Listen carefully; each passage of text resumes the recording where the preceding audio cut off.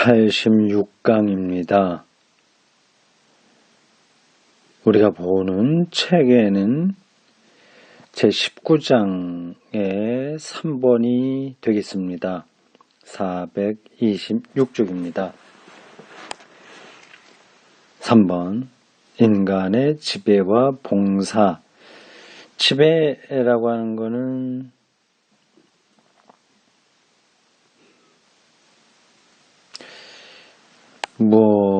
어떻게 들리나요? 이 말이 지배한다. 근데 지배하는 건 아니죠. 관리한다? 아니면 책임을 진다? 지배하라고 하는 표현이 있으니까 그렇게 볼 수는 있는데 결국 봉사다. 그런 얘기를 하려고 하는 거 아니겠습니까? 이 세계를 향해서 우리가 봉사한다 하는 겁니다. 그 말은 그 앞에 있는 소명하고 연관돼요. 우주, 세계, 역사 이런 것들이 창조 이론에 의해서 해명되는 그런데 그런 걸 하기 위해서 창조신앙 또 부활신앙이 있는 게 아니라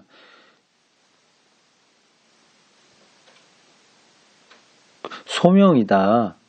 세계가 숙명주의, 악한 권세에 의해서 인간이 숙명주의에 떨어지는 것, 신화와 묵시적 세계관에 떨어지는 것, 그리고 오늘의 새로운 우주 물리학에 의해서 펼쳐지는 그 아득한 세계에서 인간이 겪는 고립감,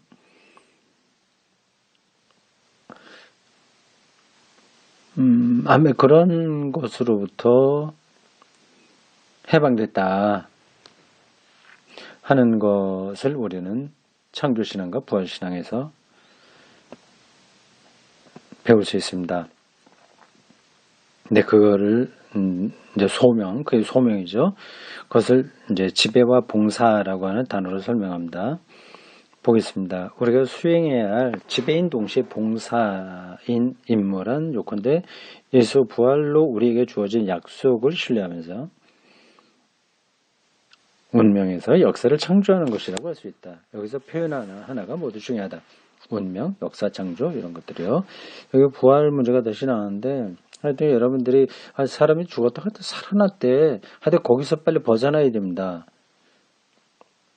이거는 창조 경험이고 인간의 자유와 해방 경험입니다. 예수가 죽은 자로부터 살아나지 않았다는 말이냐? 또 그 얘기는 아닙니다. 이 문자가 있어요. 죽은 자 가운데 다시 살아났다고 하는 건데 그거는 달을 가리키는 손가락입니다.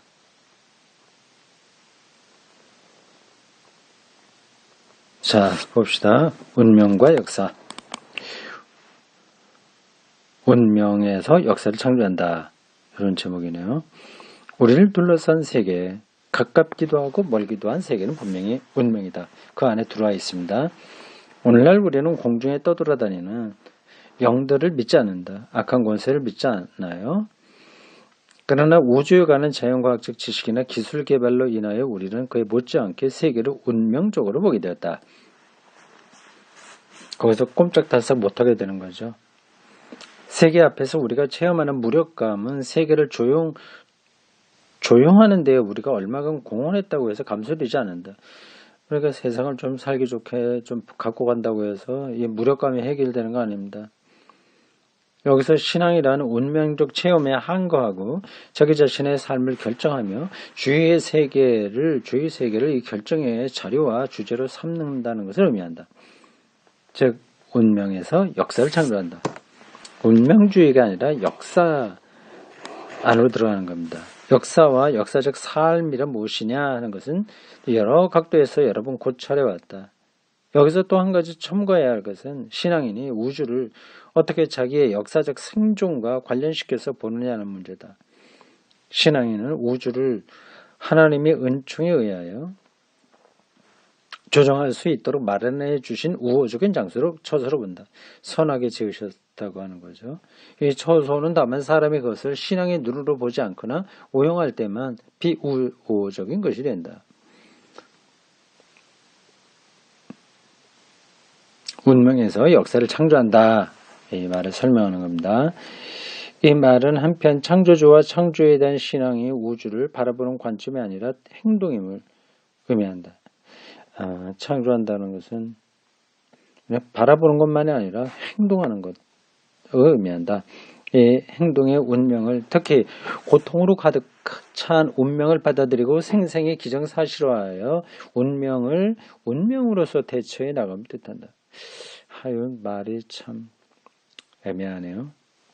예수께서 자기 운명의 길을 받아들여 나날이 새로이 아버지께 대한 순종의 행동을 확증하셨듯이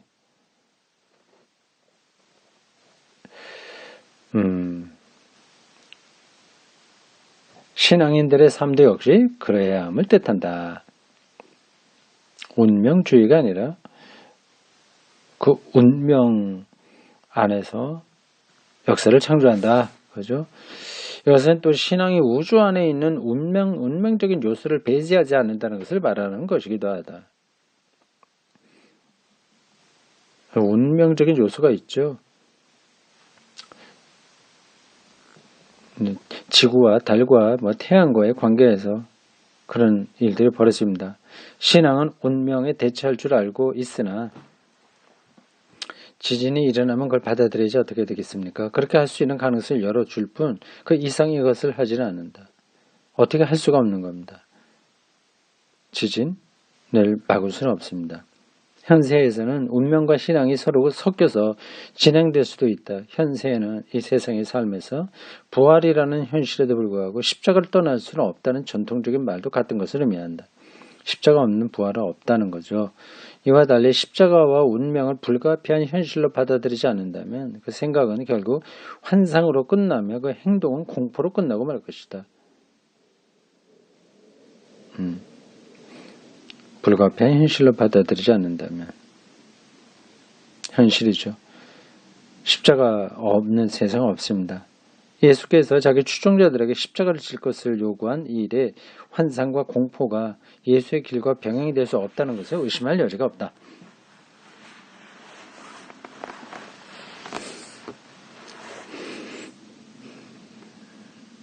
그뿐 아니라 신앙에 관한 한 십자가나 운명은 처음으로 나오는 말이지 마지막으로 나오는 말은 아니다. 왜냐하면 신앙은 예수 부활로 우리에게 주어진 약속을 신뢰하면서, 여긴 약속이라고 번역을 잘했네. 맹약 이렇게 하지 않고 하면서 운명에서 역사를 창조하기 때문이다. 그것은 다만 약속일 뿐 손에 잡을 수 있는 현실은 아니다. 그렇죠. 그러기에 구원신앙이 그러하듯이 창조신앙도 희망의 형태를 가지고 있다. 손에 잡히는 게 아니나 희망의 형태다. 그러나 구원신앙이 그러하듯이 창조신앙도 이미 현존하는 사실에 기점을 두고 있다. 하나님의 축복은 우주에 미치며 예수 부활은 이 사실을 재천명한다. 따라서 신앙은 인간의 세계를 신뢰할 수 있듯이 우주를 신뢰해도 좋다. 하나님이 지으신 것이니까요. 그리고 부활을 통해서 악이 극복됐으니까요. 그리고 속량된 인간 세상에 대해서와 마찬가지로 우주에 대해서도 그것은 이미 위협적인 우주가 아니라 거처할 만한 우주라는 계시의 희망을 가질 수가 있다. 우주 어디에도 우리가 거처할 수 있는 공간이 가능하다. 여기까지 생각이 될까요? 이 점을 오늘날 제기되고 있는 두 가지의 구체적인 문제와 관련해서 좀 더 자세히 다뤄보자. 하나인 인류를 추구하는 문제와 막스주의에 대한 그리스도교적 입장의 문제가 그것이다. 막스주의 문제는 조금 한물 간 주제입니다. 1970년대에는 예민했었죠. 동서냉전이 있었고요. 근데 지금은 막시스트, 아주 고전적인 의미에서 막시즘은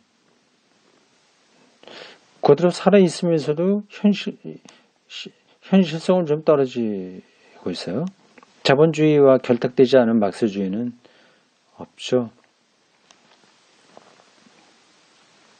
두 가지 문제 좀 따라가 보겠습니다. 하나인 인류. 인류가 하나라는 것은 문제성을 지니고 있다. 물론 생물학적으로 보면 인간의 단일성은 특히 동일한 뇌수 구조, 유전자, 이런 뇌 구조에 의해서 인정된다. 그러나 정신적, 영혼적, 문화적으로 보면 생물학적인 단일성을 무색할 정도로 차이가 크다. 이 점은 언어를 수단으로 하여 한 민족을 다른 민족성으로 바꾼다는 것이 얼마나 어려운 일인지를 보면 확실하다. 인류가 폐쇄적 언어권과 민족권 내에 살면서 폐쇄적 언어권과 민족권 내에 살면서 한계선을 넘어서는 일이 별로 없던 상태에서는 이것이 문제가 되지는 않았다. 그러나 이미 본 바와 같이 현대 기술 개발은 문화적 발전 여하를 막론하고 전 인류로 하여금 축복이냐 멸망이냐의 양자택일 문제를 제기하고 있다. 다 한 덩어리가 거의 돼버리고 말았죠. 또 영어가 모든 민족을 총괄하는 언어가 되고 있습니다. 만인은 하늘에 계신 아버지의 자녀임에 따라 각자가 각자의 이름으로 부르심을 받았다는 신앙의 언명은 이로써 이론적 사유의 성격을 잃어버렸으며 현실적으로 당황할 수밖에 없게 됐다. 이 말들이 좀 잘 와닿지 않네요. 창조주 하나님에 대한 신앙은 이 언명은 어떻게 할 것인가?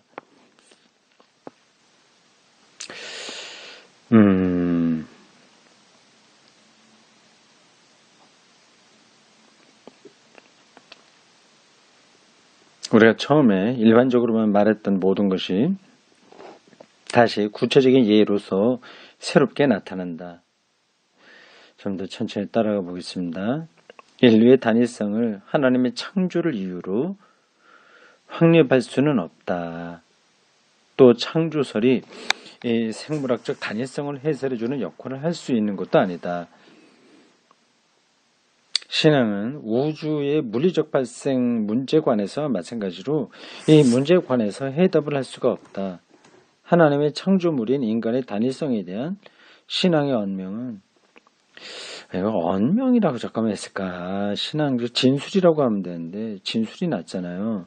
혹은 고백이라고 해도 되는데 참 이런 몇 가지 단어 때문에 글 이해력이 떨어지게 됩니다.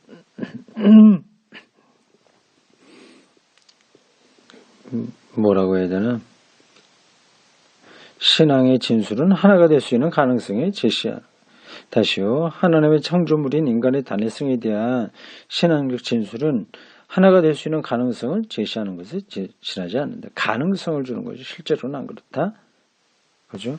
인생의 의미를 추구하고 역사적 행실의 의미를 찾는 인류는 자신을 하나님의 창조물로 인정하고 하나님의 우주의 한 먼지에 불과한 이 지구를 인류에게 친숙한 정원으로 주셨음을 인정할 때 하나가 될 수 있음을 체험하게 된다.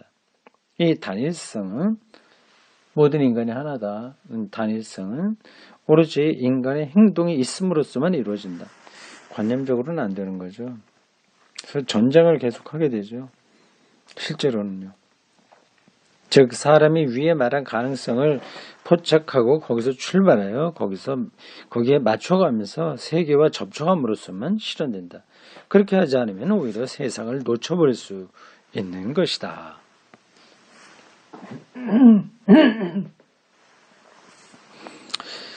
한마디로 인류의 단일성은 약속이다. 하나님의 약속이겠죠.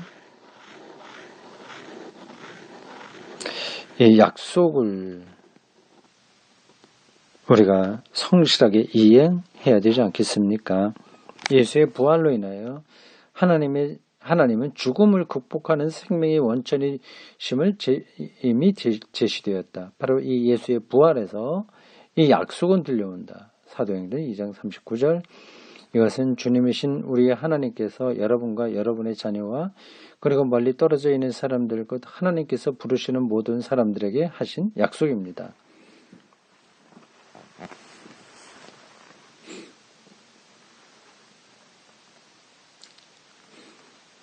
자, 됐고. 그 다음, 약속으로서 하나의 인류를 우리가 붙들어야 된다는 거고요. 다음, 막스주의와 기독교 신앙.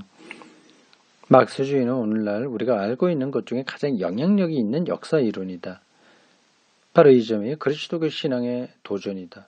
왜냐하면 막스주의의 무신론이 바로 역사 이론과 결부되어 있기 때문이다. 이 문제를 몇 마디로 진술한다는 것은 거의 불가능하다. 그러므로 우리는 막스주의의 역사관과 그리스도교 창조 신앙과의 상호 연관성 문제점에 한해서만 논하기로 하자. 그렇죠. 막스의 역사 이론이야. 뭐 우리가 이렇게 간단하게 말할 수 없는 거니까요. 뭐 변증법적으로 인류 역사가 발전해서 결국은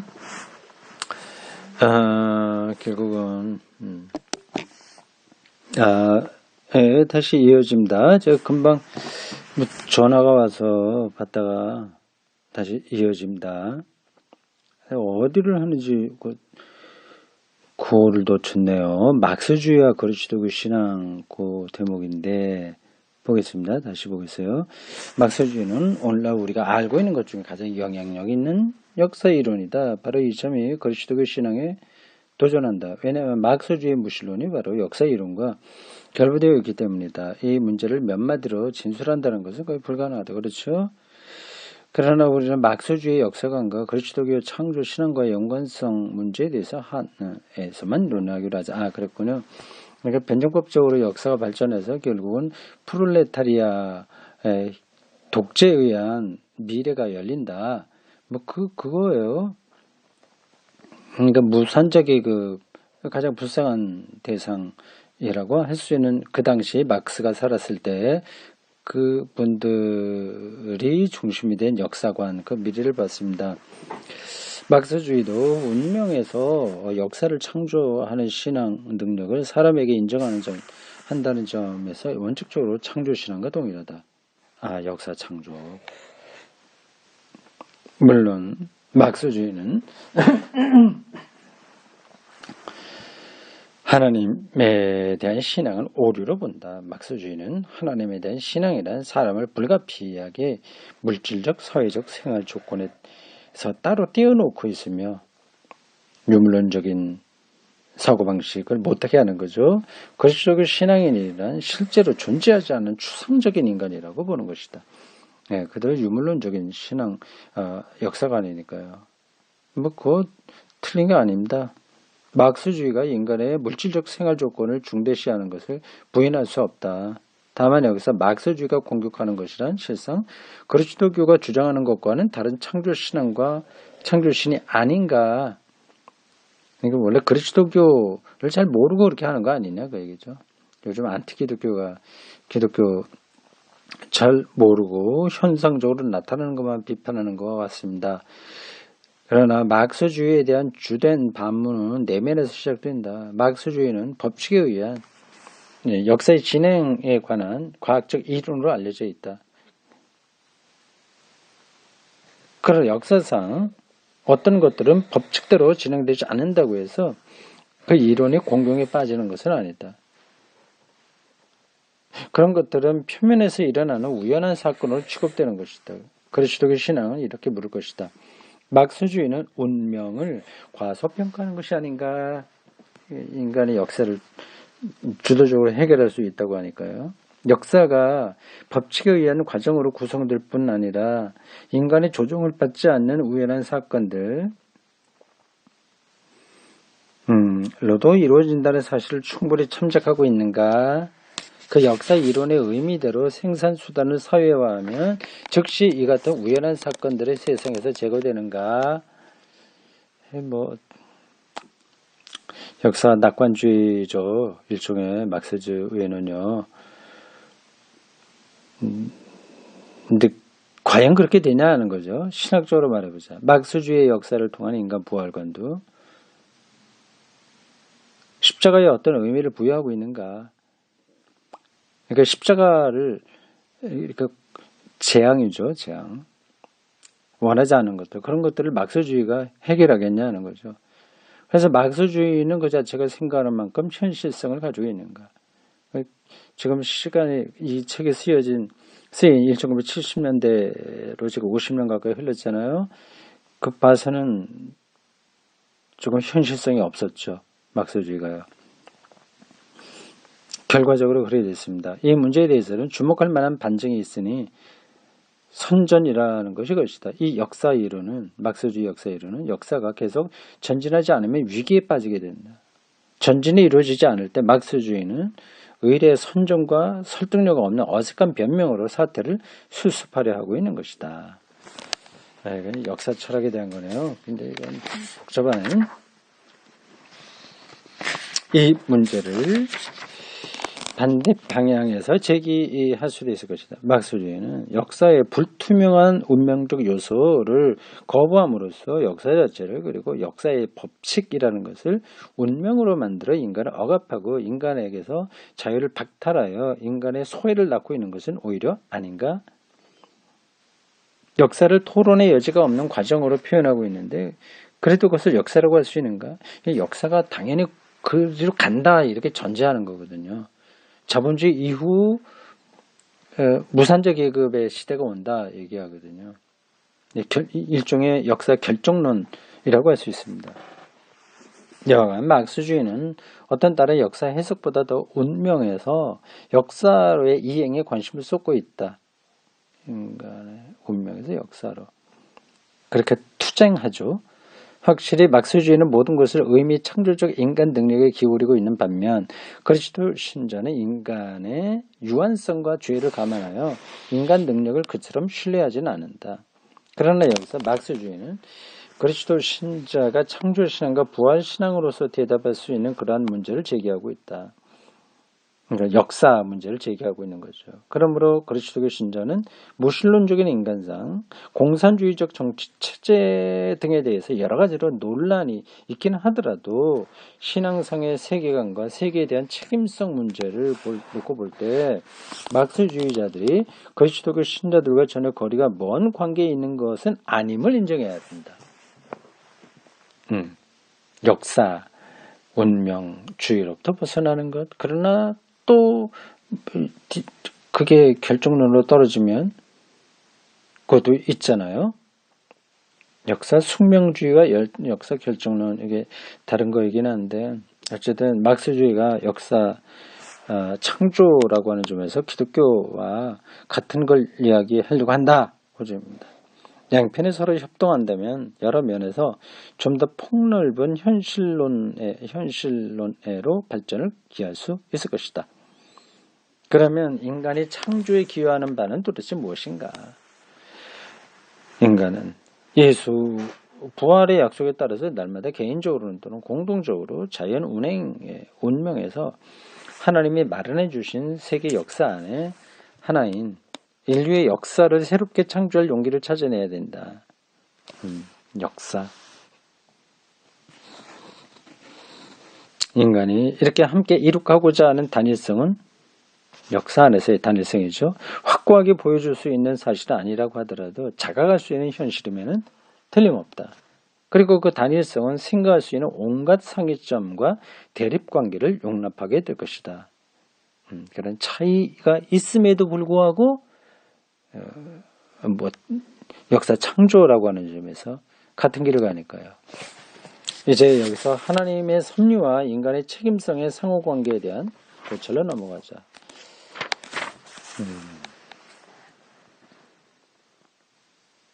중간에 전화를 잠깐 받아서 다른 시간이 조금 쫓기네요. 그래도 좀 천천히 마지막 단락 잘 보겠습니다. 약간 쫓긴다고 그러면 집중이 좀 안 돼요. 모든 책 읽기가 다 그렇죠. 하나님의 섭리와 인간의 책임. 하나님의 섭리에 대한 신앙은 창조주 하나님에 대한 신앙과 불가분의 관계가 있다. 그러나 섭리신앙이 옛날부터 심한 논쟁의 문제를 일으켜온 것도 불가피한 일로 보인다. 모든 걸 이제 하나님의 섭리다. 이렇게 본 거죠. 하나님의 섭리가 세상의 이 일을 조정한다는 것을 진실로 받아들인다면 위에서 이미 강조한 바 있는 인간의 책임성이라 아직도 여지가 있는가? 예수 부활의 복음은 이 논쟁을 종결지지 않을 뿐만 아니라 도리어 문제를 더 격화시키고 있다. 하나님께서 그래 섭리하고 있는데 인간이 뭐 할 게 뭐 있냐 이거죠. 한편으로 볼 때 하나님이 예수 부활로 인하여 세계와의 갈등 중에 사는 인간에게 전혀 예상하지 못한 해답을 주신다면 여기서 인간의 책임성에 대한 여지가 있는가? 부활이 약속됐다면 뭐 이러나 저러나 무슨 괜찮지. 어떤 거라도 다 받아들일 수 있지 않은 겁니다. 또 한편으로 볼 때 어디를 둘러보아도 이 예수 부활이라는 사건이 세계를 변화시키고 쇄신시켰다는 흔적을 볼 수 없다면 또 섭리에 무슨 여지가 있는가? 이런 신학적 질문들을 진지하게 생각해야 됩니다. 이런 문제는 실제적 문제라기보다는 가상적 문제라는 것을 알아야만 대답도 나오게 된다. 문제는 섭리란 일종의 초자원적 인간 활동으로서 다수간의 인간의 활동과 경쟁 관계에 있다는 관념에서 연유한다. 섭리는 조금 그렇죠. 하나님의 섭리는 여기다 갖다 붙일 수도 있고 저기다 갖다 붙일 수도 있어요. 신앙인의 이런 활동을 신에게 돌리고 있지만 그 내용을 전혀 모른다. 마치 창조신앙이 세계 발생사에 관해서 말하는 바가 없는 것과 같다. 신앙인이 아는 바는 세계가 하나님의 자비를 받고 있다는 것 따라서 인간은 세계를 나의 집으로 알고 세계에 대한 책임을 지는 용기를 가질 수 있다는 것이다. 그게 이제 섭리신앙의 핵심인 거죠. 여기서 섭리의 개념은 전혀 다른 의미를 갖게 된다. 그것은 하나님이 세계 조종자임을 말하는 것이 아니라 마음대로 자기가 체스를 많이 놓듯이 기계를 작동시키듯이 리모트 컨트롤을 갖고서 로봇을 작동하듯이 비행기 날리듯이 모형 비행기 날리듯이 그런 게 아니라 신의를 지키시는 분임을 말해준다. 섭리신앙의 핵심이 그겁니다. 하나님은 신뢰할 만한 분이다고 하는 겁니다. 섭리신앙은 인간 생활과 인간 행동의 불행을 막아주는 보장이 아니라 인간의 거역과 불성실에도 불구하고 자기 약속에 성실하신 하나님을 시인하는 것이다.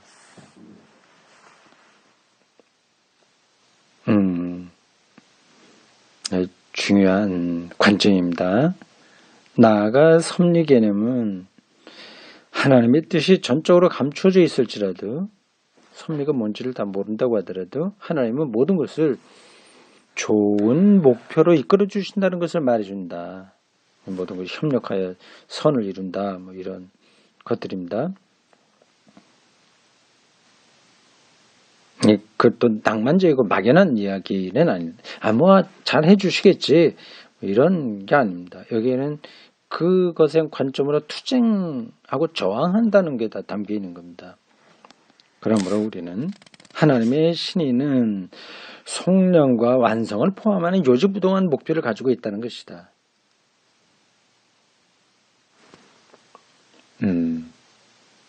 선하고 아름다운 목표.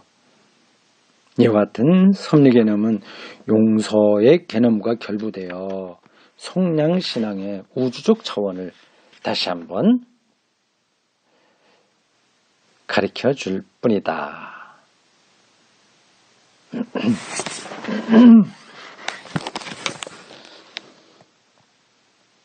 조금 까다롭죠. 근데 신앙이 그렇습니다. 기독의 신앙의 깊이가 그렇습니다. 이것과 저것 그런 것들이 서로 맞물려 돌아가고 있어요. 속량신앙, 구원신앙의 우주적 차원 얘기하고 있습니다. 이렇게 보면 하나님의 섭리와 인간의 책임성 사이에는 긴장관계가 일어날 리가 없으며 하나님을 신뢰하니까 우리가 최선을 다하는 것, 책임성 사이에 긴장이 일어날 리 없죠. 하물며 충돌은 더욱 있을 수가 없다.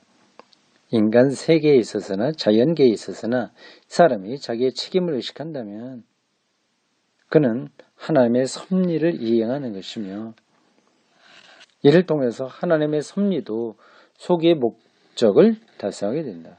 세계에 대한 하나님의 섭리란 인간을 위하여 그 섭리가 결정한 바를 인간을 통해서 이행하는 것 외에 다른 것을 의미하지 않는다. 인간이 가만히 있는데 이렇게 저렇게 막 한다는 게 아닙니다. 우리를 통해서 이행하시죠. 그러니까 우리가 섭리를 바르게 아는 게 또 필요한 겁니다. 사람이 세계에 대하여 스스로 책임을 지지 않는데도 하나님이 그것을 메우기 위하여 대리역으로 나서는 것은 아니다. 하나님은 다만 자비심을, 약속을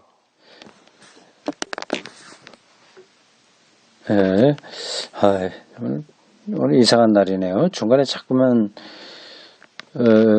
방해하는 일들이 생기네. 다시 또 합니다. 잠깐 다른 그 일 보고 왔습니다. 마지막 거의 됩니다. 하나님은 다만 자비심을, 약속은 새 창조의 제시를 계속 유지하실 뿐이다. 이런 의미에서 세상의 어떤 악도, 인간의 어떤 죄도 하나님의 섭리보다 우세할 수는 없다. 섭리의 메시지에 관한 신앙의 대답은 따라서 인간의 자유와 하나님의 관여와의 관계를 논하는 이론이 아니다. 내가 얼마만큼 우리 책임이고 얼마만큼 하나님의 일이냐 그거를 따지는 게 아니다 하는 거죠. 오히려 바울의 반문이 신앙의 대답이다. 로마서 8장 31절 하나님께서 우리 편이 되셨으니 누가 감히 우리와 맞설 수 있겠습니까? 그렇죠.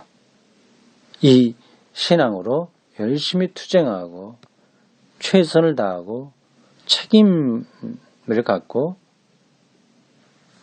생명지향적으로 사는 거죠. 여기까지입니다.